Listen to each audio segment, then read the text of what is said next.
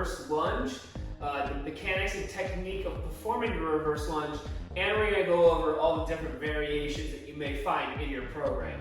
So if you're watching this right now, you might have a specific variation that you're supposed to be doing. In this section of the video, we will be going over each one and kind of how to set up for it. Before you saw this part of the video, what you saw was probably the variation that you'll be doing, okay? So, the reverse lunge, generally, I really like to program in alternating legs as opposed to hitting one leg at a time. So unless you see it specified that you are going to hit one leg at a time in your program, then you're going to perform it alternating, just like how you see in the video. So what alternating is going to be is just you're switching legs on each rep, as opposed to hitting all the reps on one leg and then hitting the other.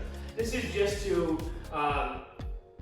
fatigue each side symmetrically, as opposed to fatiguing one side and then moving to the other. Generally, this does allow you to hit a little bit more weight as well. Okay, so first off, with the reverse lunge, and your first variation would be a body weight reverse lunge, which is just going to look a little something like this.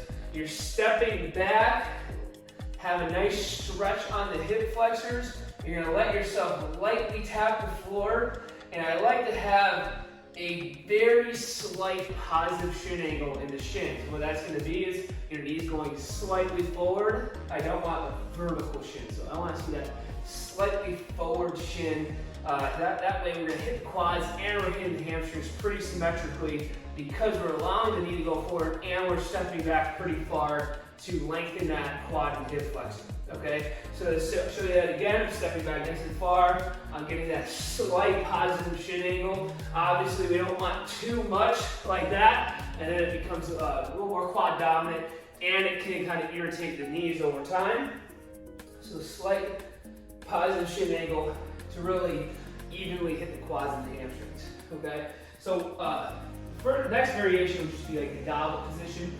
You can use a kettlebell here, like in the video, where you're holding it right here, and you're just stepping back and alternating. If you don't have a kettlebell available to you, you absolutely can just use a dumbbell the same exact way. All right, so that's the first variation. You're just holding that weight right in the front. The second one here, you'll be holding on to dumbbells in each hand, and this will actually allow you to load it up a little bit more.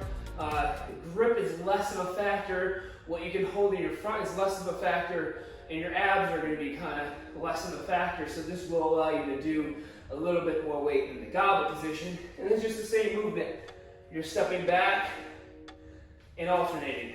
Okay? So those are your your three basic ones that you may see on a lower level progression.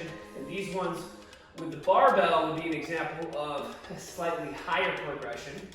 Okay, so with the barbell, the first one you might see is like a Zercher position. So all that is just elbows inside the barbell. For a little bit better look, you're gonna have that right in your elbows here. And I like to do one of two things. Either point your knuckles straight at the ceiling and you have them up individually, or you're grabbing onto each other. This tends to be a little bit better option when the weight's a little heavier and you're trying to drive the knuckles up as well. And then from there, you're just performing your reverse lunges, okay? If this gets pretty heavy, what you can do is grab a bar pad, put it right in the center, and then now it's a little bit less pressure on the elbows when you hold that. Just know that like if your arms are a little shorter, it might be harder to hold on to with the pad.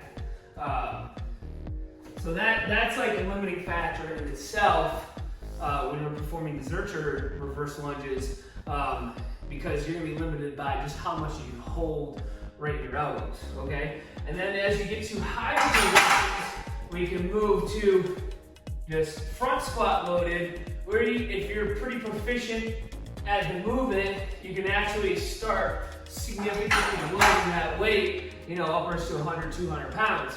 And then lastly, highest progression, and obviously the one that if you are good at this movement, you'll be able to load the most, is in the back squat position, where you're just stepping back and alternating, okay? So that's gonna be your highest progression there, highest in which you can load the most, as long as you're technically sound.